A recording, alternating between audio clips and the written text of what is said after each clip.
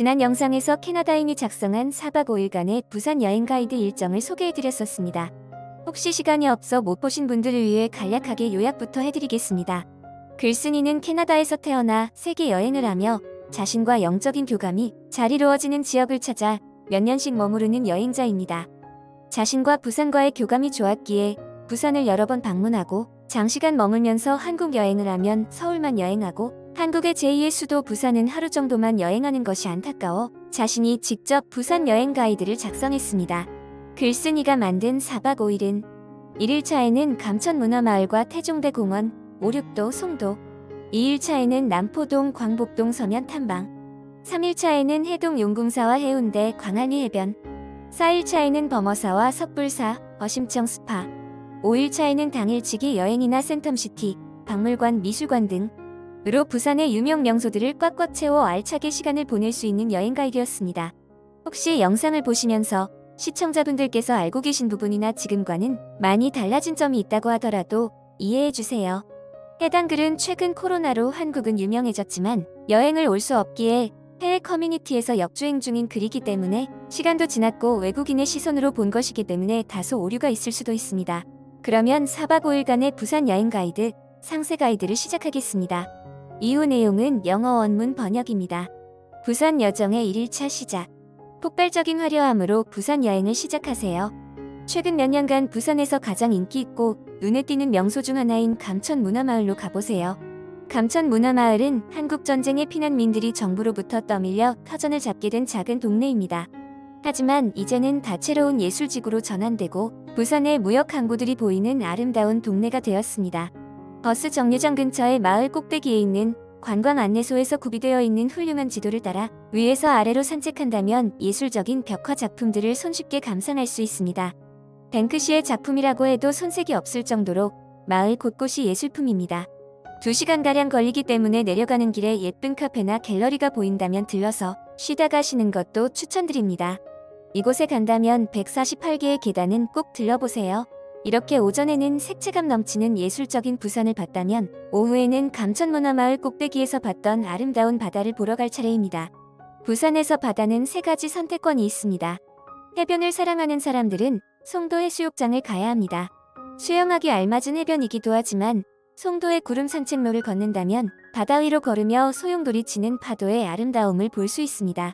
조금 걷다 보면 바다 건너편의 암남공원로 승객을 태우는 송도 케이블카를 타실 수 있습니다. 해변보다는 아찔한 절벽을 걸어가며 해안 절벽에서 장엄한 전망을 보고 싶으시다면 태종대 리조트 파크를 선택하세요. 영도 남쪽 끝에 있는 넓은 공원에는 한적한 사찰이 몇 군데 있습니다. 멋진 해안 절벽과 고즈넉한 사찰은 너무나도 한국적인 모습을 볼 수 있습니다. 마지막으로 해발 35m 높이의 말굽 모양의 유리 산책로인 오륙도 스카이워크까지 버스로 여행을 떠나보세요. 지난번 얘기 드렸던 것처럼 숙소를 남포동으로 잡으셨다면 오륙도 또한 괜찮은 선택입니다. 이렇게 여행하시면 부산의 예술적인 모습과 아름다운 바다를 하루 만에 구경하는 1일차가 끝이 납니다. 일정을 잘 따라오시려면 부지런하게 움직이셔야 합니다. 아침 일찍부터 움직여야 하기 때문에 아침 식사를 못 하실 수도 있습니다. 그렇다면 감천문화마을 입구 근처의 한국식당으로 가세요. 제가 추천드리는 음식은 돼지고기 스프입니다. 돼지뼈를 오랜 시간 삶아 육수를 내고 지방이 붙어있는 고기를 넣어 밥과 함께 먹는 음식입니다. 부산을 대표하는 음식으로 한 번쯤은 꼭 먹어보시는 것을 추천드립니다. 한국 전쟁으로 인해 부산에는 이러한 스프 형식의 밥들이 많이 발전해 있기 때문에 부산에서 꼭 먹어보시는 것을 추천드립니다. 그러면 다음 글에는 2일차 부산 여행의 상세 내용을 설명드리겠습니다. 이렇게 1일차 여행 가이드가 끝났습니다.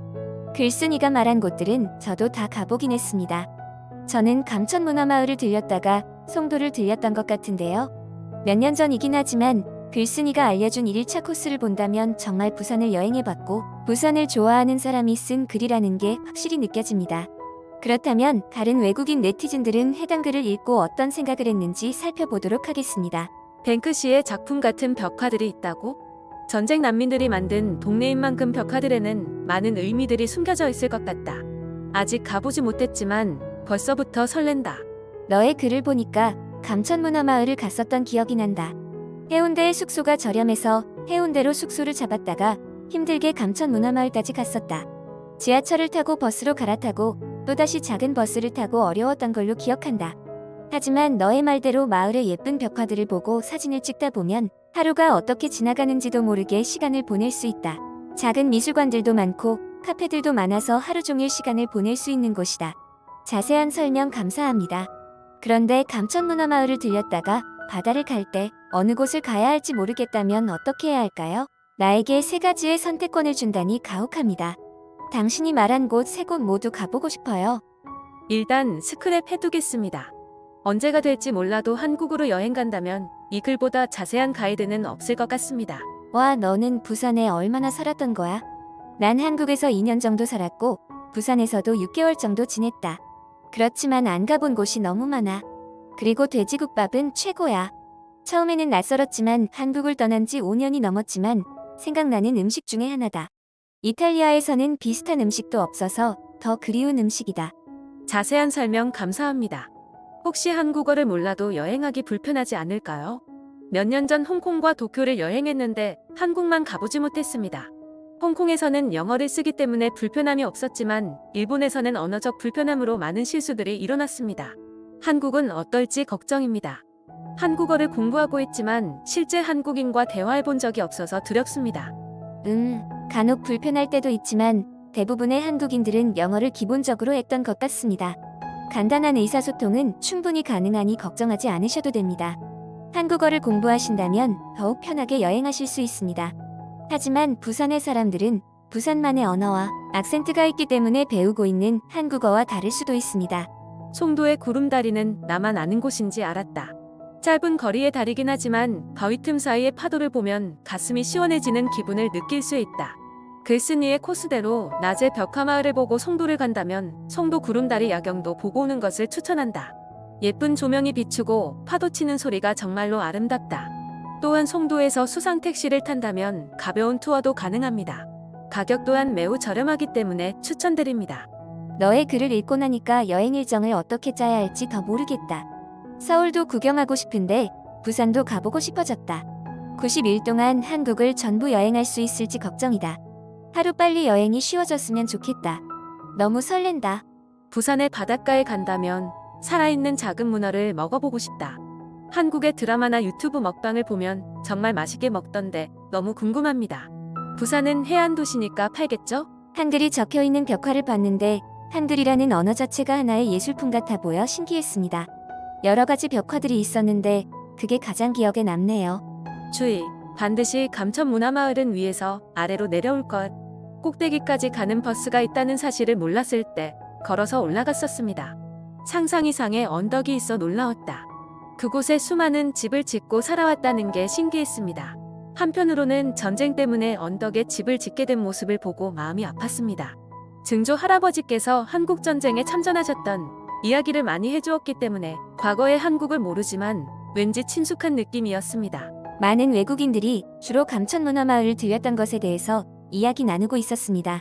생각해보니 저도 감천문화마을을 갔을 때 밑에서 위로 올라가서 고생했었던 것 같습니다. 그때 이 글을 봤다면 위에서부터 내려왔을 텐데 말이죠.